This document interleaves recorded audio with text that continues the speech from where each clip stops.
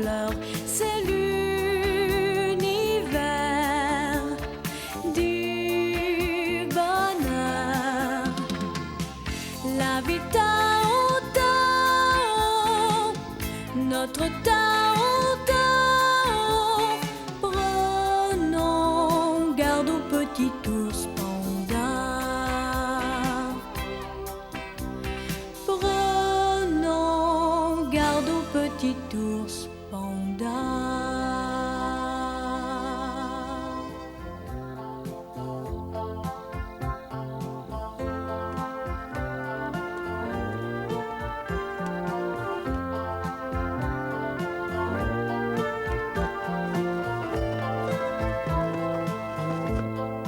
Tao Tao. Tao Tao. Cet enfant est aussi difficile à surveiller qu'un boisseau de puce. Où peut-il être encore fourré? Tao Tao.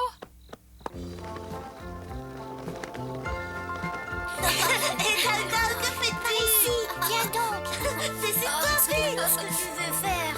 Tao Tao, ça fait des heures que je te cherche. Combien de fois faut-il te répéter que tu dois rentrer avant la tombée de la nuit? Je suis désolée, maman, mais tu as regardé le ciel? Je devine ce que tu veux dire. Regardez. Mais ce n'est pas une excuse. Pourquoi? Regardez. Je n'aime pas que tu sois dehors dans l'obscurité. En plus, tu n'as pas besoin d'être dehors pour observer les oiseaux migrateurs. Les oiseaux migrateurs, je n'en avais encore jamais vu. Pouh, Hein? où es-tu encore passé? Maman, viens vite par ici. Pouh, je t'ai cherché partout.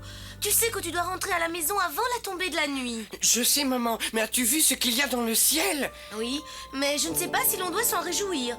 Lorsque les oiseaux migrateurs survolent la vallée de Waisan, c'est que l'hiver n'est plus long à venir.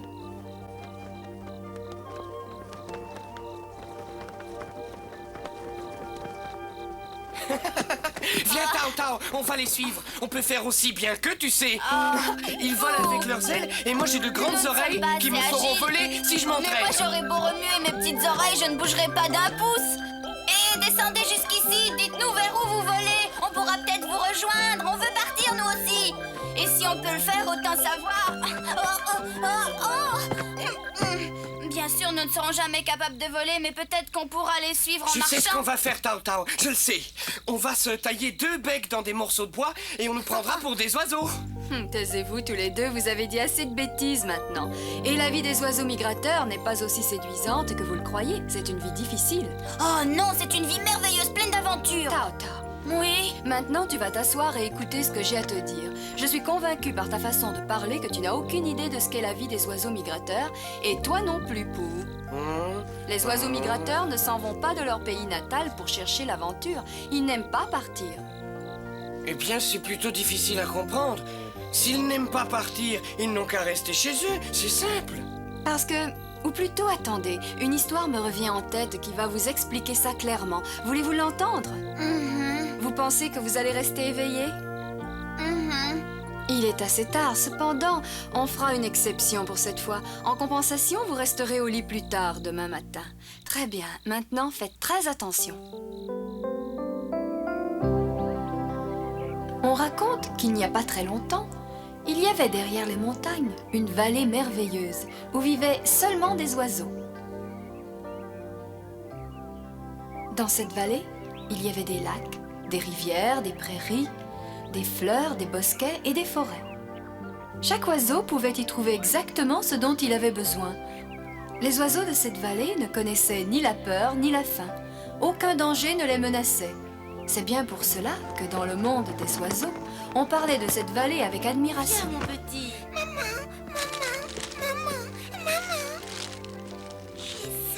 Maman, j'ai faim. J'ai faim, j'ai faim, j'ai faim.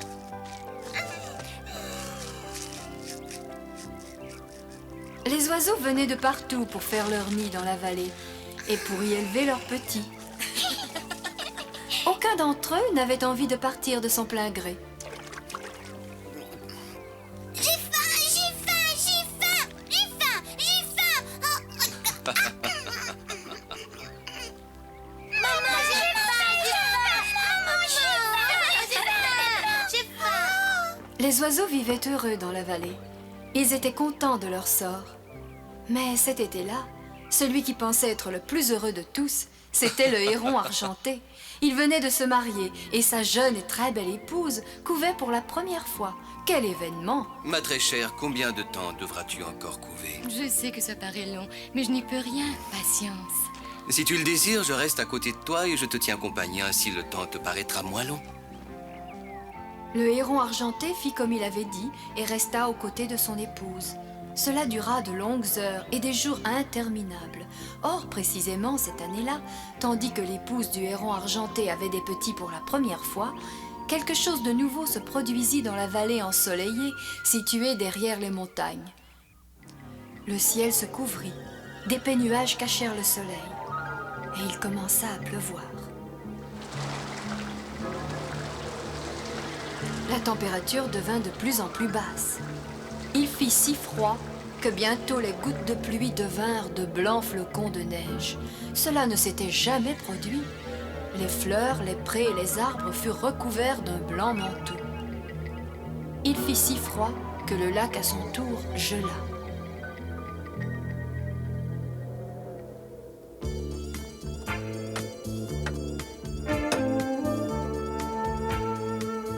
Je trouve que le paysage est très beau, papa. Mais j'ai faim et j'ai des tiraillements d'estomac. Ah!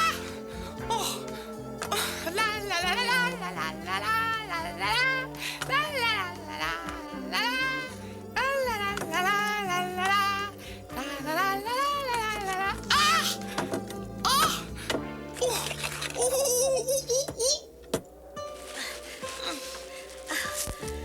Quand vas-tu nous donner à manger, maman? Moi aussi, j'ai faim.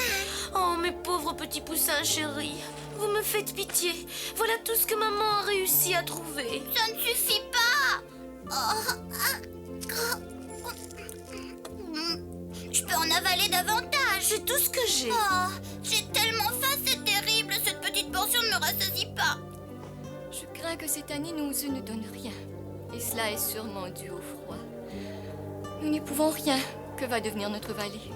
Mais ma chère, ne perds pas confiance. Je vais te réchauffer et tu te sentiras mieux. Il faut apprendre à se résigner. Nous vivons une dure époque. Ah, Sotis, jusqu'à présent, nous avons mangé à notre faim. Et je sais qu'il en est ainsi pour tous les autres. On ne pleure pas, ma très chère. Le soleil finira bien par luire à nouveau. Il ne va pas neiger sans arrêt durant toute l'année. Le héron argenté avait raison. La neige cessa de tomber, les nuages disparurent et le soleil délivra la vallée de la glace et du froid. Donne-moi tout ce que tu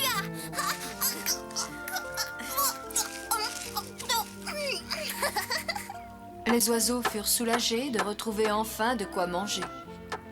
Dans le nid du héron argenté, les petits héritiers étant attendus, finirent par sortir de leur œuf. Je suis désolé, je dois te laisser seule pour un moment, ma très chère. Tu veux annoncer à tous la bonne nouvelle? Envole-toi. Nous parlerons des petits une autre fois. Son Excellence la grue a convoqué une réunion. Es-tu déjà au courant? Nous devons tous nous rendre à une réunion. Je suis curieuse de connaître la raison de cette convocation. Son Excellence la grue nous a fait savoir que nous devions nous rendre en grand nombre à cette importante réunion. Les oiseaux étaient très surpris. Ils ignoraient la raison de la convocation de son Excellence la grue. C'est pourquoi ils ne répondirent pas tous à son invitation.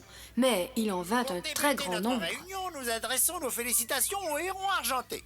Oui, nous t'adressons nos félicitations. J'imagine que tu es fier d'être papa. Avoir des petits pour la première fois donne toujours une forte émotion. Bien entendu, cela ne veut pas dire qu'on ne soit pas heureux d'en avoir d'autres ensuite. Ce préambule me permet d'enchaîner sur une explication. Je pense que vous connaissez déjà le but principal de cette importante réunion. Nous vivions tous très heureux dans notre vallée, jusqu'au jour où le froid fondit sur nous par surprise. Ce fut vraiment pour chacun d'entre nous une période pénible. J'avais la chair de poule tant j'avais froid. Imagine-toi que les plumes de mes ailes étaient gelées. Je ne pouvais même plus m'y abriter. Je ne savais plus quoi faire. Je n'avais plus rien pour donner la béquille à mes petits. Si nous devions souvent avoir de telles vagues de froid, bientôt nous n'aurions plus à manger. Pas le moindre vermisseau pour subsister. Nous devons mieux nous préparer à une telle éventualité, sinon nous ne survivrons pas à une autre tempête de neige. C'est justement ce qui me préoccupe et c'est la raison qui m'a poussé à vous rassembler. Je ne vais pas vous cacher la vérité plus longtemps, notre vallée est trop petite pour nous tous. Nous sommes trop nombreux. Ah, ce qui signifie qu'il n'y a pas assez de nourriture pour tous. Oui. On pourrait chercher un autre endroit pour se ravitailler. Oui, un autre endroit, c'est exactement ce que je me suis dit. nous devons trouver une solution de secours donnant satisfaction à tous. Je vous propose d'envoyer l'un d'entre nous en reconnaissance. Je pense que cet honneur revient de droit au héron argenté qui est notre héros de ce jour. Je suis très flatté. En effet, c'est une grosse responsabilité. Le héron argenté est le plus habile de nous tous, nous lui faisons confiance. Ce fut fort à propos que son Excellence la grue invita les oiseaux à prévoir l'avenir. Le beau temps chaud n'aura pas duré longtemps cette année.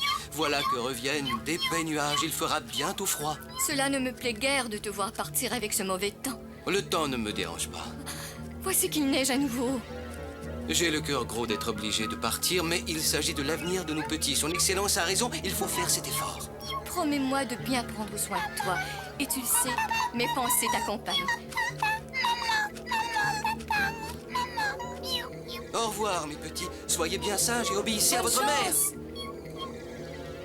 Le courageux héron argenté laissa sa famille et s'envola à tire d'aile. Sa très belle épouse le suivit longtemps du regard.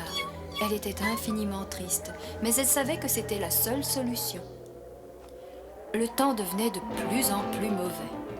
La tourmente de neige s'épaississait. Les flocons tombaient de plus en plus drus et rendaient le vol du héron argenté extrêmement pénible. Mais il n'abandonna pas. Il vola toujours plus loin, vers le sud.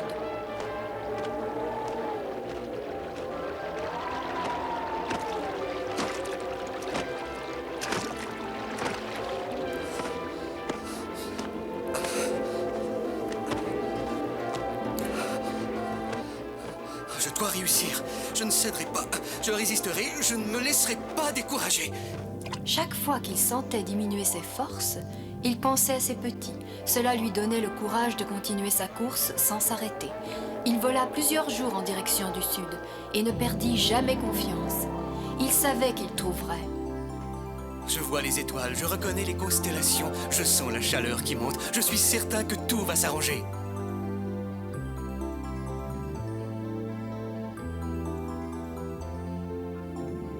Le jour se lève enfin et me fait découvrir un pays magnifique. Son Excellence la grue avait raison.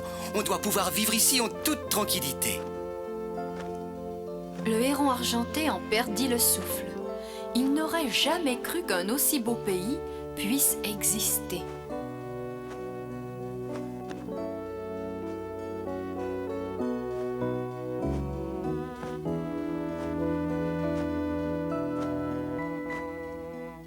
C'était un paradis pour les oiseaux. Le ciel était sillonné par des milliers d'oiseaux, de toutes sortes. Un pays chaud et ensoleillé. Bonjour, comment vas-tu? Il y avait des fruits et des fleurs en abondance. Sur le lac qui scintillait au soleil, nageaient des oiseaux aquatiques de toutes les couleurs et d'espèces inconnues pour le héron argenté. Il survola ce pays toute la journée. J'ai faim.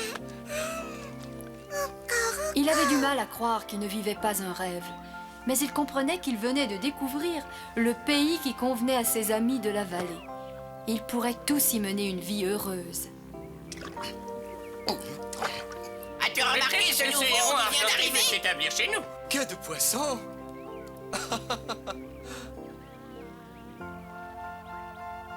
Ce qu'ils seront étonnés quand je leur décrirai les beautés de ce pays. J'ai hâte de voir leur réaction quand je leur donnerai des détails.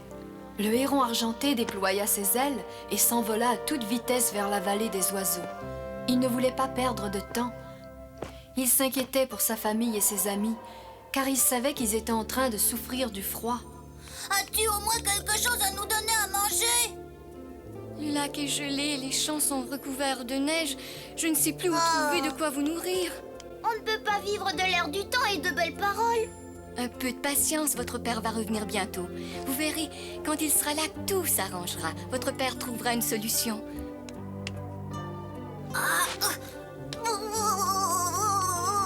Tu es un méchant, tu manges en cachette. J'ai juste goûté à la neige. Ah, ça c'est une bonne idée.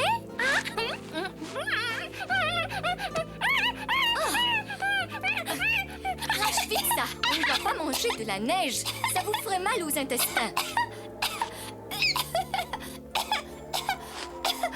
Je préfère n'avoir rien dans le ventre plutôt que ça. Ça évite. Qu'avez-vous donc toutes les deux? pas immédiatement, je dirai à maman. Vous arrivez tout d'un coup? Vous ne vous êtes jamais disputé? J'ai trouvé quelque chose à manger et elle ose prétendre que c'est à elle. Elle est de mauvaise foi. Rends-moi immédiatement ma branche. Tu es méchante, tu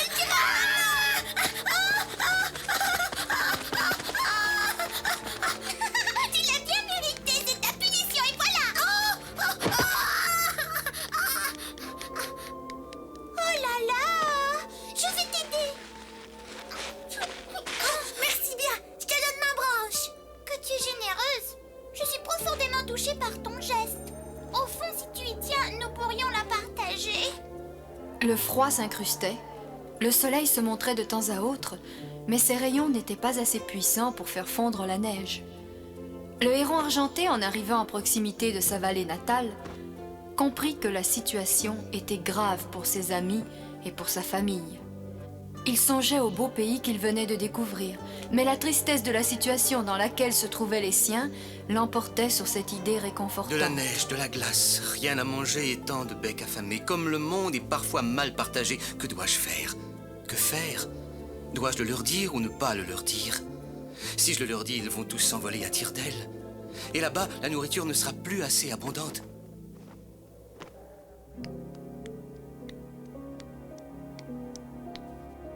Pourquoi prends-tu ces allures mystérieuses? Que faisons-nous ici au milieu de la nuit?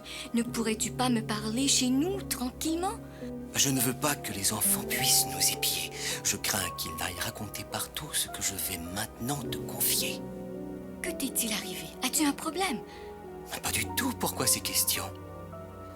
J'ai découvert le pays dont nous avons tous rêvé. Il y fait chaud, il y a du soleil, la neige y est inconnue. Et j'ai pris des renseignements. Il y a de quoi manger durant toute l'année. Pour nous, l'agent ailé, c'est un vrai paradis. Là-bas, nous pourrions élever nos enfants sans aucun souci, si nous y allons seuls. Dame Héron argenté comprit ce que son époux voulait dire. Elle n'était pas absolument d'accord, mais elle pensa à ses enfants. Elle devina que le lendemain, son époux mentirait à son Excellence la grue. Elle devina aussi combien ses amis seraient déçus. Alors, pour ne pas entendre les récriminations qu'elle supporterait difficilement, elle préféra rester loin de l'assemblée des oiseaux. Là-bas, tout est sec et brûlant. Le soleil brille du matin au soir et dessèche tout de ses rayons ardents. Je n'ai pas aperçu la moindre tige verte à 1000 lieues à la ronde. Et j'ai visité le pays du nord au sud. Et je ne sais pas ce que c'est. Je me sens pas bien.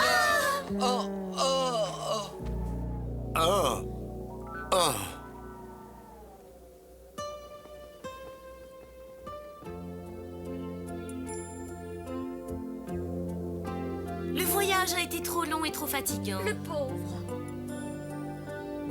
Il faut faire quelque chose. Après ce qu'il vient de faire pour nous.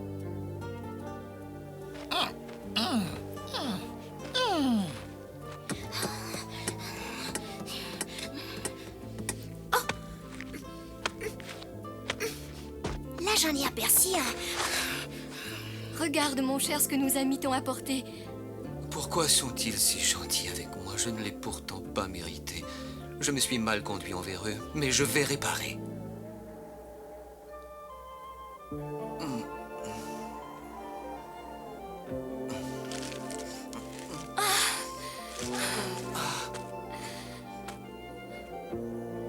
Tu devines ce que je vais faire? Ce n'est pas facile d'aller trouver les autres pour leur avouer que j'ai menti, mais je vais le faire quand même. Je comprends ton embarras et il te faut du courage. Je veux que tu saches que je suis très fière de ce que tu fais là. Merci, je suis très honteux de ma conduite et je sais que les autres vont me mépriser quand ils sauront. Le héron argenté prit son courage à deux pattes et se présenta devant son Excellence. Il avoua son mensonge et cette fois raconta la vérité. Et le lac n'est jamais gelé, même en hiver, c'est fantastique. Hop, hop. Pas de glace, pas de neige, pas de froid. Cela semble trop beau pour être Est-ce vrai. vrai qu'il y a de quoi manger pour nous tous? Il y a des fleurs et des fruits en abondance. Tous ceux à qui j'ai parlé sont heureux et satisfaits. Qu'attend-il encore? Tu ne te gères pas un peu? Il y a suffisamment de Qu'il s'envole nourriture vite pour et nous tous. montre le Allons-y chemin. vite. Tu ne peux pas savoir ce que nous te devons. Tu nous as rendu un grand service. Mais je dois encore m'excuser. J'ai été égoïste et je vous ai honteusement menti. Je n'ai pensé qu'à la prospérité de ma famille. Ah, tout le monde ment un jour ou l'autre, cela arrive dans les meilleures familles. C'est vrai que tu as eu tort de te conduire ainsi, mais tu t'es fait pardonner. Alors nous ne parlerons plus de tout cela. Est-ce que quelqu'un a une question à poser? J'aimerais bien savoir si c'est très loin. Mes enfants sont encore très petits. Ils n'ont pas appris à voler.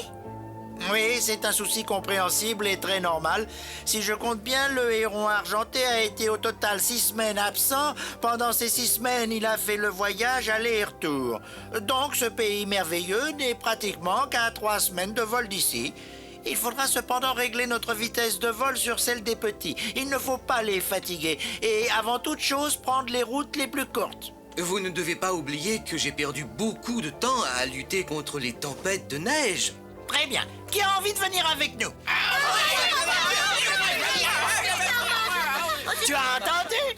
Tout le monde veut partir. Tu vas voler devant pour nous montrer le bon chemin. Quelques jours plus tard, les oiseaux s'envolèrent.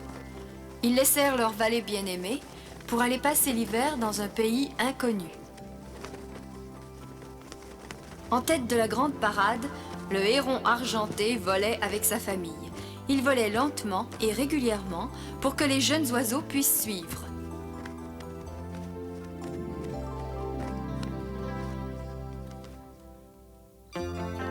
Et on dit que pas une seule fois il ne s'égara. Je trouve cela surprenant car c'était malgré tout un très long voyage, n'est-ce pas? Et dans cette vallée, il n'y a plus d'oiseaux maintenant? Mais si, ils ne restèrent pas dans ce nouveau pays. Au printemps, ils décidèrent de retourner dans leur vallée. Je me demande pourquoi les lièvres ne font pas comme les oiseaux. Je supporte très mal l'hiver, je gèle mes pattes dans la neige. On ne s'en va pas de chez soi seulement parce qu'on a froid. Eh bien, un petit changement de temps à autre, ça ne ferait pas de mal. Tu serais un lièvre migrateur et moi je serais un panda migrateur. Non, vous seriez 2 voyageurs ordinaires si vous partiez d'ici. Mais j'espère que vous oublierez votre envie de partir et que vous resterez ici. Mais maman, ça finit par être monotone de rester ici. Pourquoi ne ferions-nous pas un voyage? Très bien, si tu y tiens, demain matin, on se lèvera à 4 heures et on marchera jusqu'à la tombée de la nuit. Quoi, si tôt, à 4 heures? Mais je ne pourrai jamais me réveiller aussi tôt. Les lève-tard resteront tard au lit et par conséquent ne pourront pas faire partie du voyage. Ceux qui ont envie de voir un autre paysage que la vallée Waisan doivent se donner un peu de mal. C'est simple comme tout. Alors est-ce qu'on part demain matin? Youhou! Pouh, on va faire un beau voyage! Oui! Hurrah! Demain on s'en va! Hurrah! Si vous voulez, nous pouvons nous promener dans la vallée Shenshun. On y trouve une grande forêt de bambous. Regardez à nouveau le ciel. Voilà que passent nos amis migrateurs.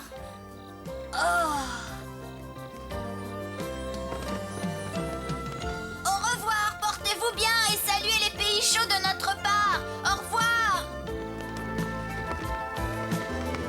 Bonne chance, bon voyage. Quand vous reviendrez au printemps, peut-être nous reverrons-nous.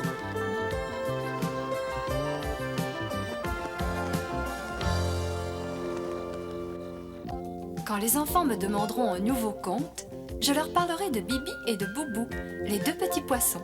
Ils étaient petits mais courageux et malins par-dessus le marché. Avec ruse et adresse, ils vinrent à bout du méchant brochet, le plus grand brigand du lac. Les autres poissons en furent si heureux qu'ils proposèrent à Bibi et Boubou la couronne royale. Mais les 2 amis refusèrent. Ils avaient d'autres projets. Ce sont ces projets que nous vous confierons la prochaine fois.